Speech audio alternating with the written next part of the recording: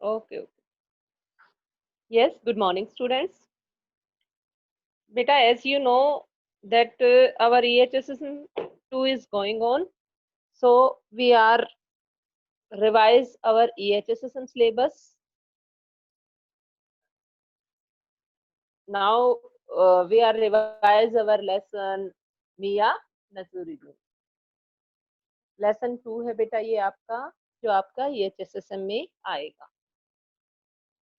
तो सबसे पहले हम देख लेते हैं कि इसके जो लेखक हैं वे कौन हैं, और थोड़ा सा हम लेखक के बारे में पढ़ते हैं। तो पेज नंबर आपका है बेटा 20 और लेसन नंबर 2। समय ही वह रंग है जो अनेक अनेक रंगों में विभाजित होता है। वही जो समय है वो हमें पता नहीं कितने रंग दिखाता है और पठन पाठन प्रक्रिया द्वारा फिर एक हो जाता है। और जो समय है जब हम पढ़ते हैं किसी को के बारे में, और या पठन या पाठन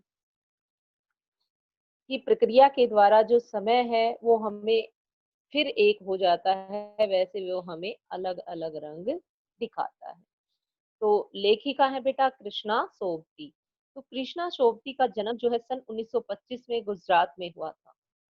जिंदगी नामा, दिलो दानिश, ये लड़की, समय सरगम, डार में बिछुड़ी, मित्रों, नानी, बादल, सूरजमुखी, अंधेरे के कहानी संग्रह है इनका। हम दह हशमत, शब्दों के आलोक में, शब्द चित्र और हशमत। शब्दों के आलोक में इसका इनका चित्र है और संस्मरण है।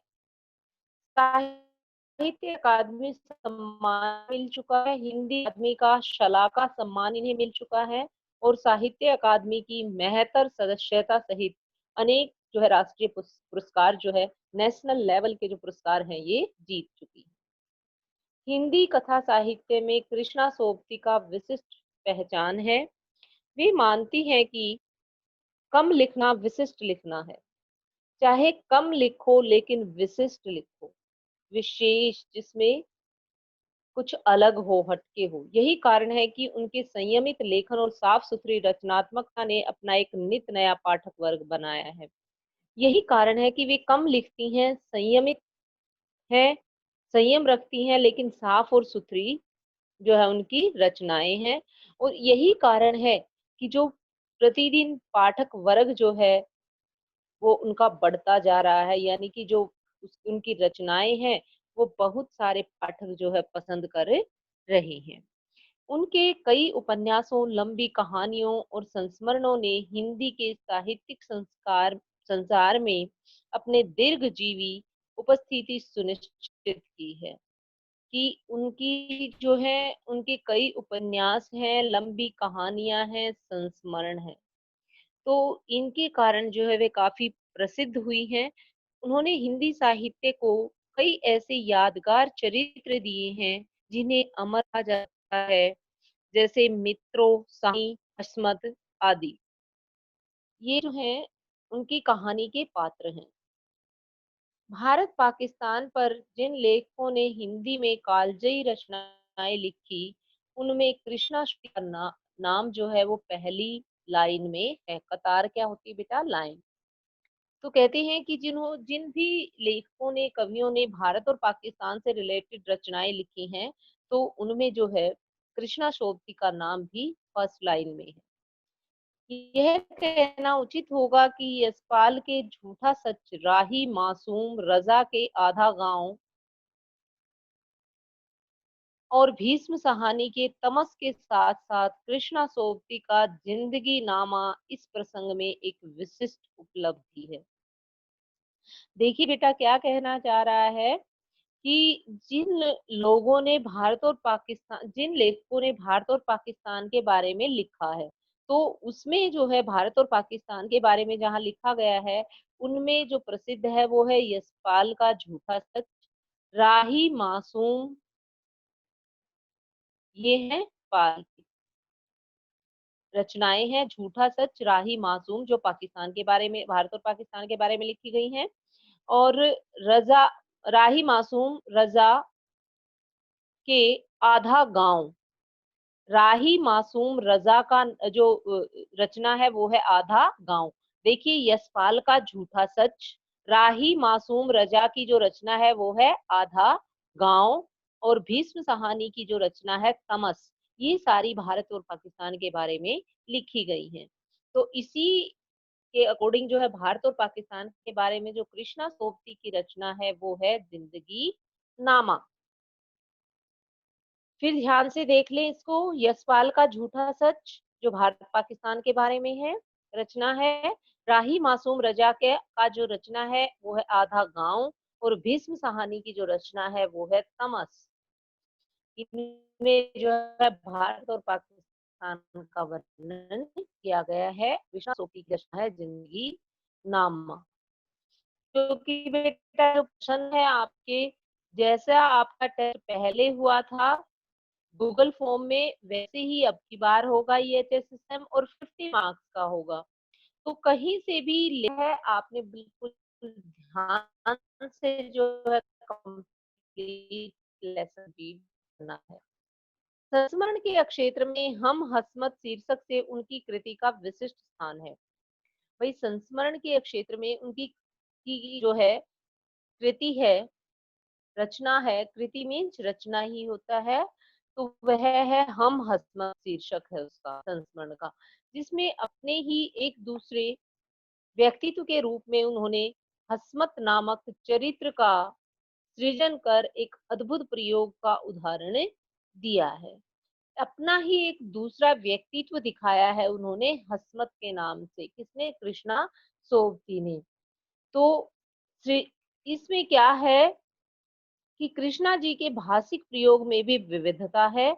उन्होंने हिंदी की कथा भाषा की एक विलक्षण ताजगी दी है। उन्होंने हिंदी भाषा को संस्कृत निष्ठ तत्सम उर्दू का बांकपन देखिए क्या कहते हैं कि संस्कृत निष्ठ शब्दों का प्रयोग जो संस्कृत के शब्द हिंदी में प्रयोग किए जाते हैं तत्सम संस्कृत निष्ठ तत्समता तत्सम शब्द क्या होते हैं बेटा जो संस्कृत के शब्द हिंदी में जो के तो प्रयोग किए जाते हैं। फिर कहता है कि उन्होंने उर्दू के शब्दों का भी बड़ा सुंदर प्रयोग किया है किसमें हम हसमत शीर्षक से जो उनका संस्मरण है।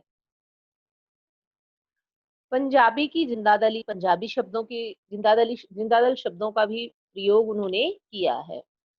ये सब एक साथ उनकी रचनाओं में मौजूद हैं। क्या है बेटा संस्कृत के शब्द भी उर्दू के शब्द भी पंजाबी के शब्द भी किया है। तो मियां नसीरुद्दीन जो है शब्द चित्र हम हसमत नामक संग्रह से लिया गया। देखिए हम हसमत क्या है इनका एक संस्मरण बेटा और उसमें से जो है ये लिया है मियां नसीरुद्दीन।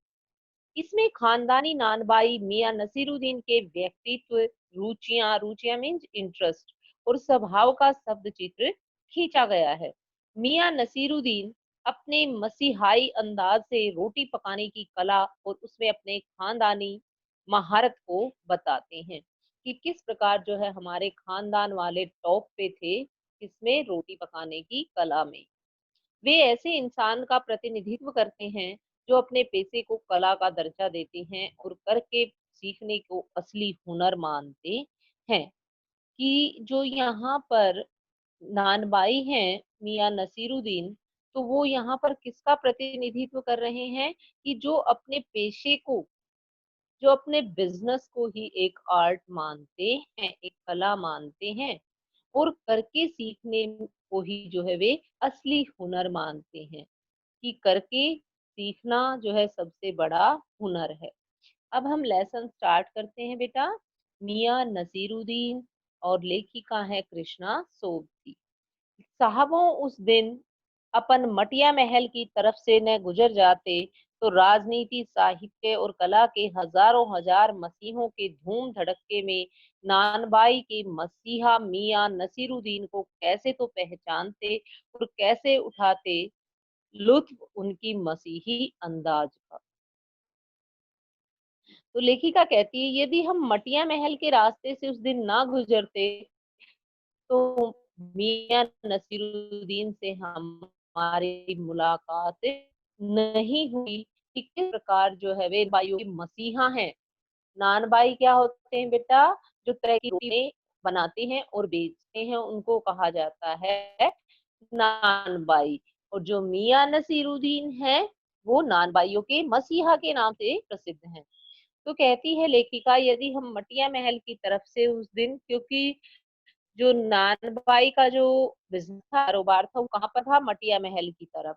तो कहती है, तो हम कैसे मिल पाते, कहाँ मुलाकात हो पाती हमारी मियाँ नसीरुद्दीन से। तो कहता है, यह एक हम एक दोपहरी जाम मस्जिद के आड़े पर पड़े मटिया महल के गढ़ैया मोहल्ले की ओर निकल गए।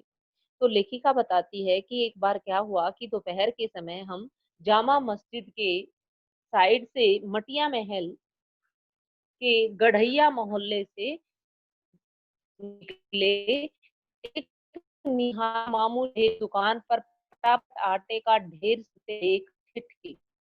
हमने देखा कि एक निहायत मामूली सी अंधेरी सी दुकान है और वहां पटापट जैसे रोटियां बनाने की आवाज आती है या आटा बनाने की जो है आवाज थी, वो सुनाई दी। तो मैं जरा ठहर गई वहां पर, सोचा सेवइयों की तैयारी होगी, पर पूछने पर मालूम हुआ कि खानदानी नान बाई मियाँ नसीरुद्दीन की दुकान पर खड़े हैं। भाई मैं सोच रही थी कि इतना ये आटा बना रहे हैं तो यहाँ शायद सेवइयों की तैयारी हो रही होगी। लेकिन जब मैं दुकान पर गई तो पूछने पर मुझे पता चला कि यह खानदानी नान बाइयों की दुकान है। यानी कि जो उनका पूरा पिछला जो खानदान था वो नानबाई का ही काम करता आ रहा था, मियाँ नसीरुद्दीन का। मियाँ मशहूर है 56 किस्म की रोटियां बनाने के लिए। तो मियाँ नसीरुद्दीन कितने प्रकार की रोटियां बनाने के लिए प्रसिद्ध थे? 56 प्रकार की। हमने जो अंदर झांका तो पाया मियाँ नसीरुद्दीन चारपाई पर बीड़ी का मजा ले रहे हैं। मौसमों की मार से पका चेहरा, मो- आंखों में काइयां, भोलापन और पेशानी पर मंझे हुए कारीगर के तेवर। तो क्या कह रही है लेखिका कि उसकी आंखों में क्या था? जब हमने अंदर झांका तो पाया जो मियाँ नसीरुद्दीन है वो चारपाई पर बैठे किसका मजा ले रहे थे? वे बीड़ी का मजा ले रहे थे। और क्या है, उनकी आंखों में नजर आई मुझे कि वे काफी चालाक, आंखों में काइयां, भोलापन। सॉरी, कहाँ पर थे बेटा हम? यहाँ थे हम। मौसमों की मार से पका चेहरा। तो जो है एक्सपीरियंस उनका जो है झलक रहा था उनके चेहरे पे कि भाई ये जो है बहुत ही एक्सपीरियंस्ड आदमी है। और दूसरा क्या है कि आंखों में काइयां, भोलापन। काइयां क्या होती है? चालाकी। आंखों में काइयां, भोलापन और पेशानी पर मंजे। पेशानी मीन्स मस्तक, माथा। मंझे हुए कारीगर के तेवर। कि उनके जो माथे पर जो लकीरें वो बता रही थी वो कि वो एक अच्छे कारीगर हैं।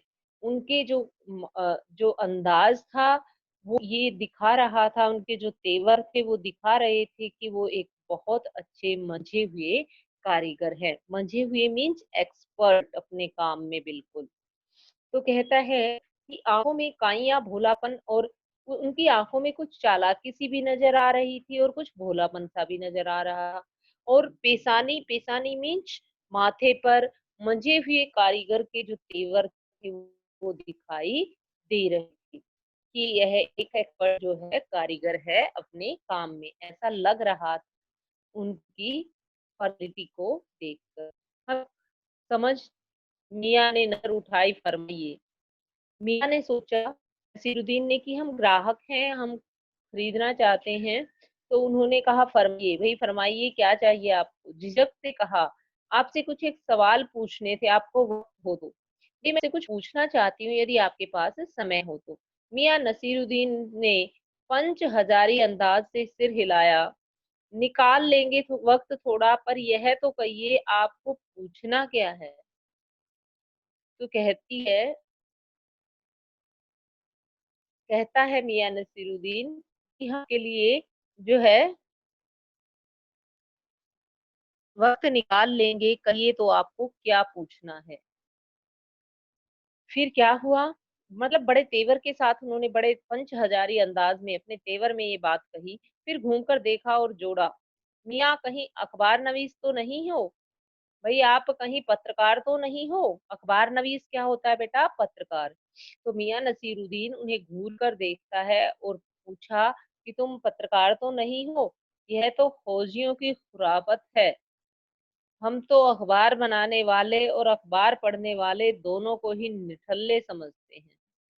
तो कहता है कि इन पत्रकारों का तो काम ही सारा है सारा दिन यही है कि खोज खबर मिल जाए और खुराफत होता है बेटा शरारत। क्या होता है खुराफत? शरारत कि कोई भी खोज खबर निकाल कर और उसको शरारती अंदाज में पेश करना इनका पत्रकारों का काम है। कहता है मुझे तो इन अखबार बनाने वालों से भी जो है निठल्ला मानता हूँ मैं इनको कि इनको कोई काम नहीं है और अखबार पढ़ने वालों को भी मैं निठल्ला मानता हूँ। कौन मानता है? मियाँ नसीरुद्दीन मानता है निठल्ला अखबार पढ़ने वालों को भी और अखबार छापने वाले या बनाने वालों को भी। हाँ, कामकाजी आदमी को इससे क्या काम है? लेकिन जिनके पास काम है, जिनका अपना बिज़नेस है, उन्हें कहाँ टाइम है अखबार पढ़ने का। ख़ैर आपके यहाँ तक आने की तकलीफ़ उठाई ही है, तो पूछिए क्या पूछना चाहते हैं?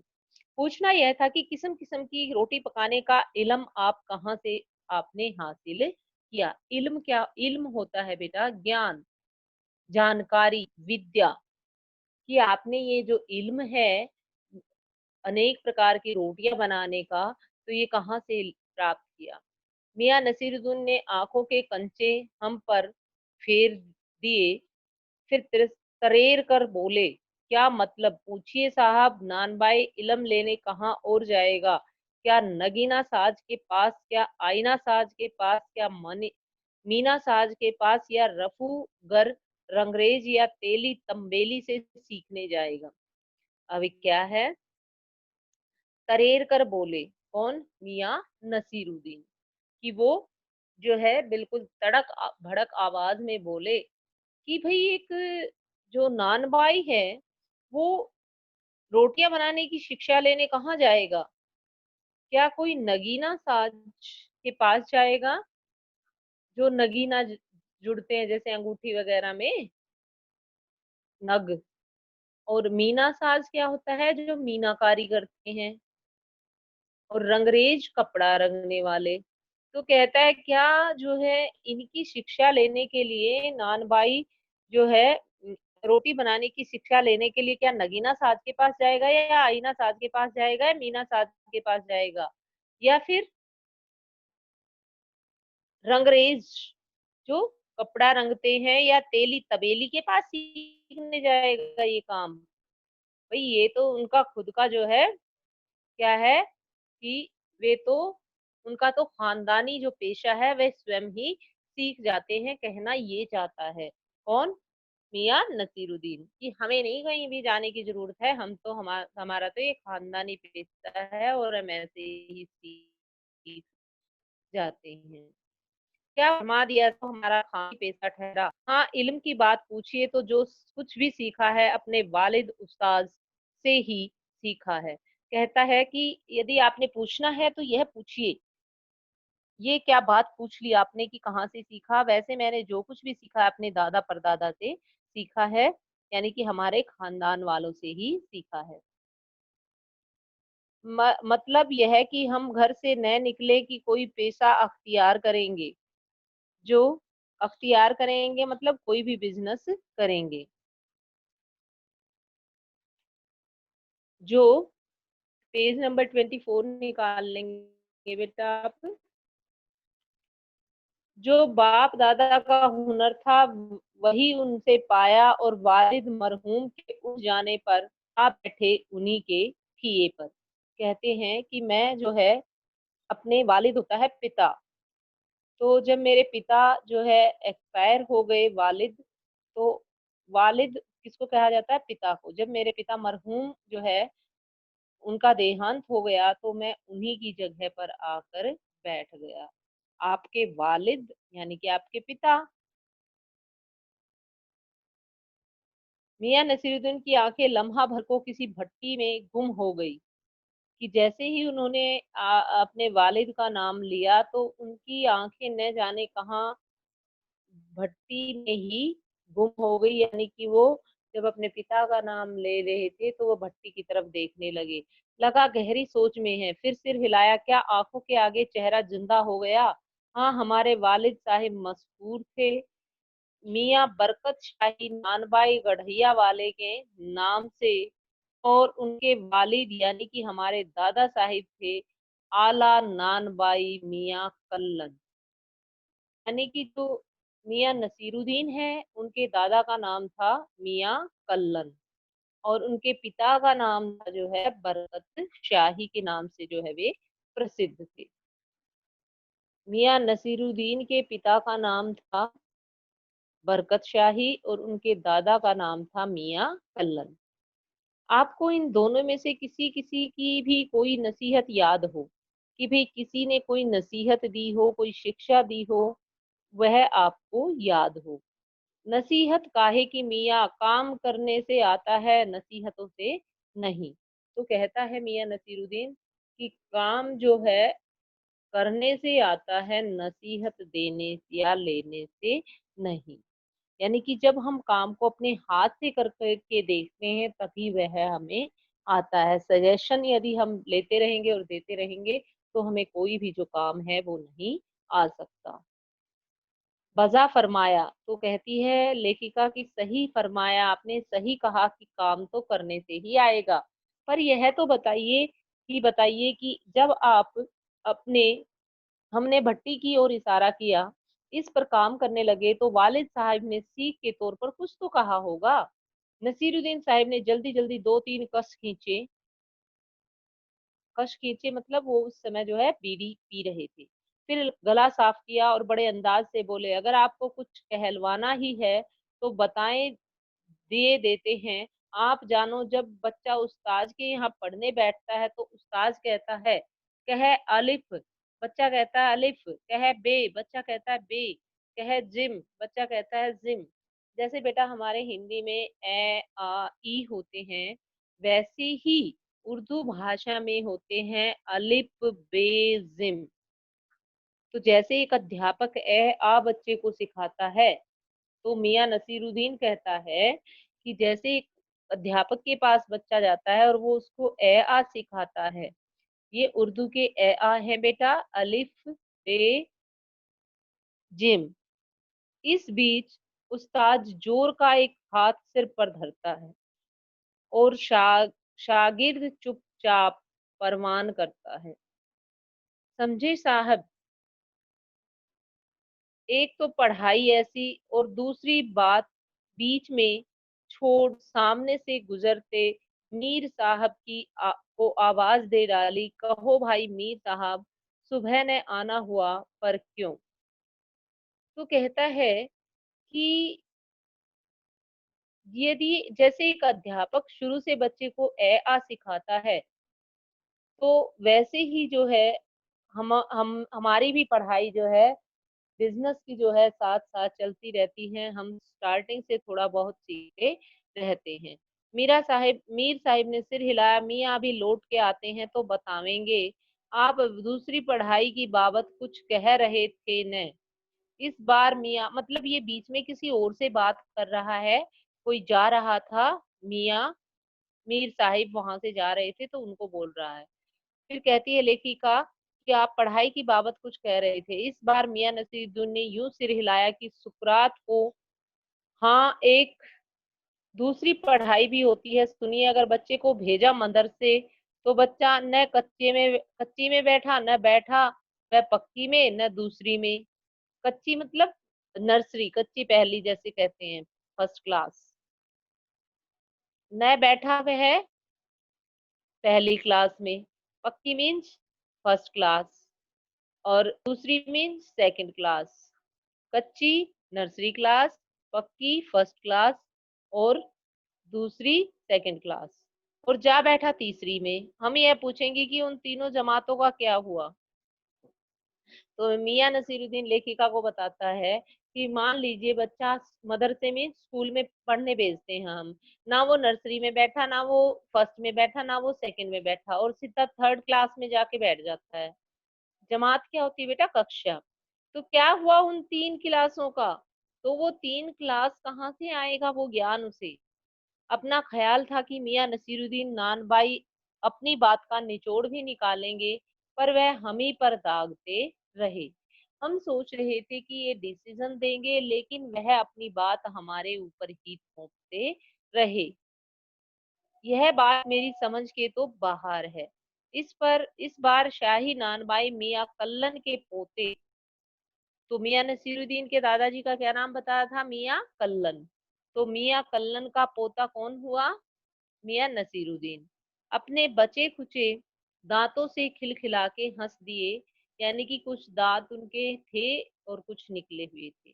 मतलब मेरा क्या साफ न था?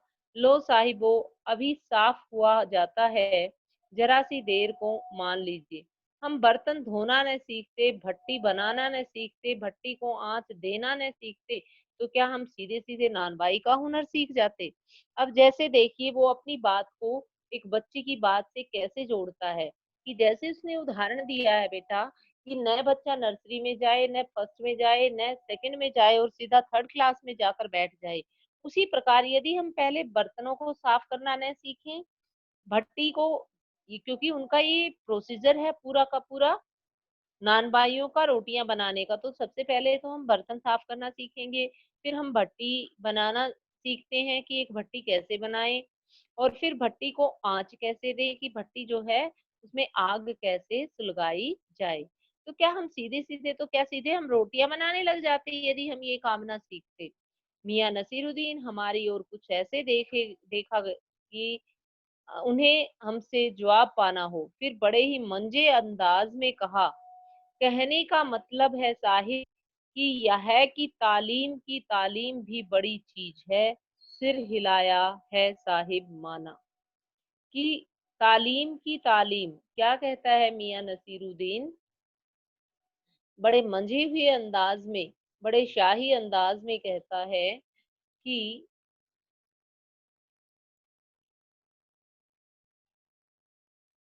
तालीम की तालीम भी बड़ी चीज है, कि यदि एक शिक्षित से आप थोड़ी शिक्षा लोगे तो वह बहुत अच्छी बात है, लेकिन यदि अधूरा ज्ञान किसी को है तो उससे यदि आप शिक्षा लोगे तो यह सही नहीं होगा। तालीम की तालीम भी बड़ी बात है। तालीम में शिक्षा। अगला पेज नेक्स्ट निकालेंगे बेटा आप। पेज नंबर है आपका 26। मियां नसीरुद्दीन जोश में आ गए। हमने न लगाया होता खोमचा तो आज क्या यहाँ बैठे होते?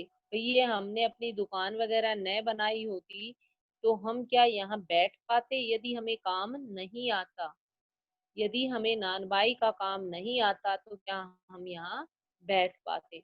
मियाँ को खोमचे वाले दिनों में भटकते देख हमने बात का रुख मोड़ा। आपने खानदानी नानबाई होने का जिक्र किया, क्या यहाँ और भी नानबाई हैं? मियाँ ने घूरा, बहुतेरे पर खानदानी नहीं। सुनिए, दिमाग में चक्कर काट गई है एक बात। हमारे बुजुर्गों से बादशाह सलामत ने यूं कहा था, मियाँ नानबाई कोई नई चीज खिला सकते हो? हुक्म कीजिए जहाँपना। तो कहता है मियां नसीरुद्दीन की नानबाई तो यहाँ पर बहुत सारे हैं, लेकिन हमारी तरह खानदानी नहीं है, कि मेरे दादा भी यही काम करते थे, मेरे परदादा भी यही काम करते थे, और मेरे पिता, और उसके बाद मैं भी यही काम करता हूँ। तो हम जो है खानदानी नानबाई हैं, लेकिन जो बाकी नानबाई है यहाँ पर वे खानदानी नहीं है। तो कहता है कि हमारे बुजुर्गों से एक बार बादशाह सलामत ने ये कहा था कि कोई नई चीज बनाकर खिलाओ।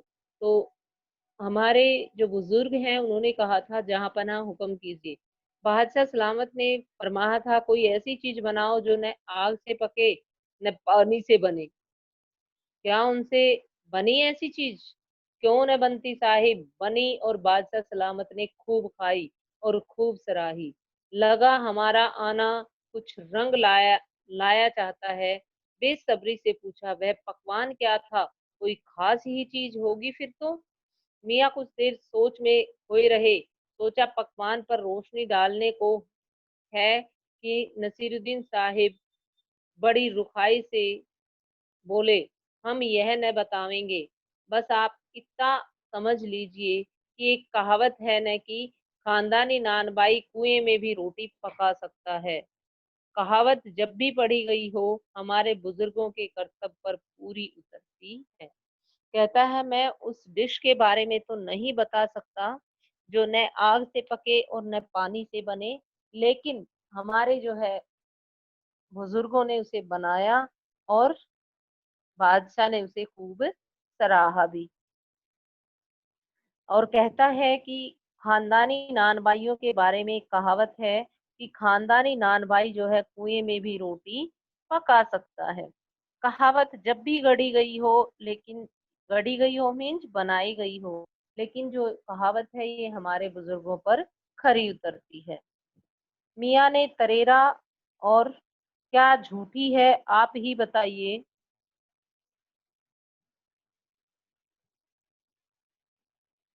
और क्या झूठी है आप ही बताइए, रोटी पकाने का झूठ का क्या काम? झूठ से रोटी पकेगी, क्या पकती देखी है कभी? रोटी जनाब पकती है आंच से समझे, सिर हिलाना पड़ा ठीक फरमाते हैं। यानी कि मियाँ का जो मूड देखकर जो है हमें सिर हिलाना पड़ा कि आप ठीक कह रहे हैं। तो यहाँ पर बच्चों हमारा जो लेसन है ये फिनिश होता है। और नेक्स्ट जो आज का जो लेक्चर है हमारा वो यहीं पर खत्म होता है। नेक्स्ट जो भी रहता है हमारा बैक एक्सरसाइज के क्वेश्चन सर, और मेरे ख्याल से 1 और 2 पेजेस इस लेसन के रहते हैं। तो ये जो है हम नेक्स्ट लेक्चर में देखेंगे।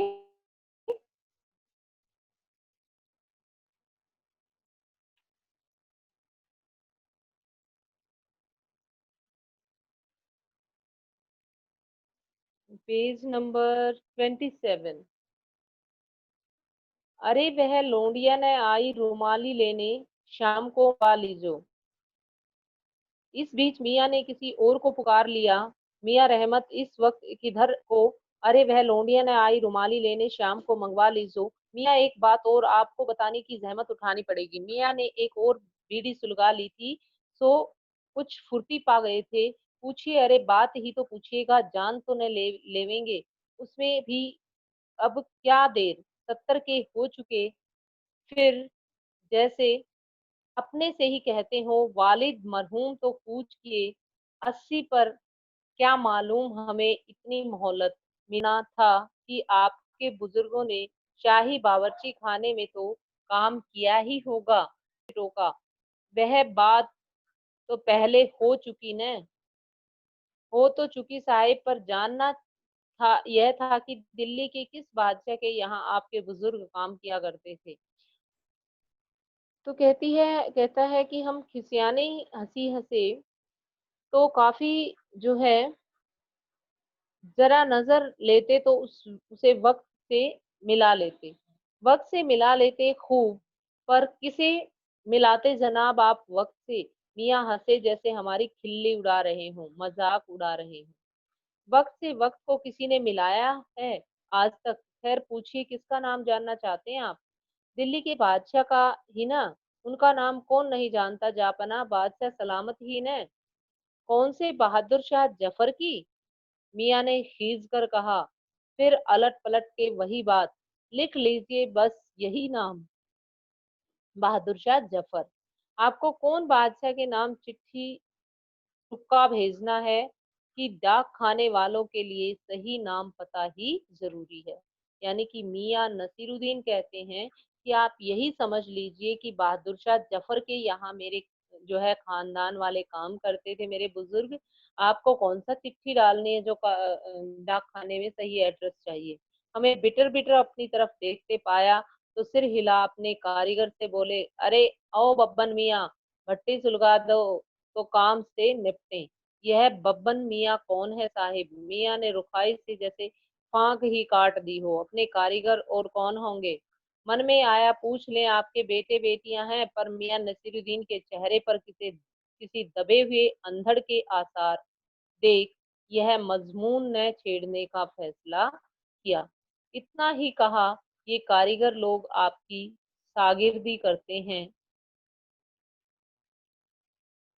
खाली शागिर्दी नहीं साहिब गिन के मजूरी देता हूँ। तो हमने जैसे कहा कि जो ये कारीगर हैं, क्या ये आपके शिष्य हैं? शागिर्द मतलब शिष्य हैं। तो कहता है शिष्य ही नहीं, इन्हें जो है मैं पूरी मज़दूरी देता हूँ। भई आपने इनको काम सिखाया है क्या शागिर्दी? शिष्य 4 रुपए मन मैदे की मजूरी है, 2 रुपए मन आटे की मज़दूरी देता हूँ। 1 मन आटे के 2 रुपए और 4 मन मैदे के 4 रुपए, 1 मन मैदे के 4 रुपए देता हूँ, 1 मन मैदे की अगर रोटियाँ बनवाता हूँ, तो 4 रुपए और 2 मन आटे की यदि आटे की रोटियाँ बनाता हूँ, तो 2 रुपए। तो क्या रेट है? 1 मन आटे का 2 रुपए रोटियाँ बनाने का और 1 मन मैदे का 4 रुपए।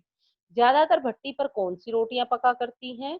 मियाँ को अब तक इस मज़मून में कोई दिलचस्पी बाकी न रही थी, फिर भी हमसे छुटकारा पाने को बोले, बाकरखानी, सीर-माल, ताफ़तान, बेसनी, खमीरी ये रोटियों के नाम है बेटा। रुमाली, रुमाली मतलब रुमाल जितनी बिल्कुल लंबी और पतली। गाओ दीदा, गाज़ेबान, तुनकी, फिर तेवर चढ़ा हमें घूर कर कहा, तुनकी पापड़ से ज़्यादा महीन होती है। महीन हाँ, किसी दिन खिलाएँगे आपको। एकाएक मियाँ की आँखों के आगे कुछ क्रोध औंध गया। औंध गया मीन्स कुछ नज़र आया मियाँ नसीरुद्दीन को जैसे कुछ उनकी आँखों के सामने आया। एक लंबी साँस भरी और किसी गुमशुदा याद को ताज़ा करने को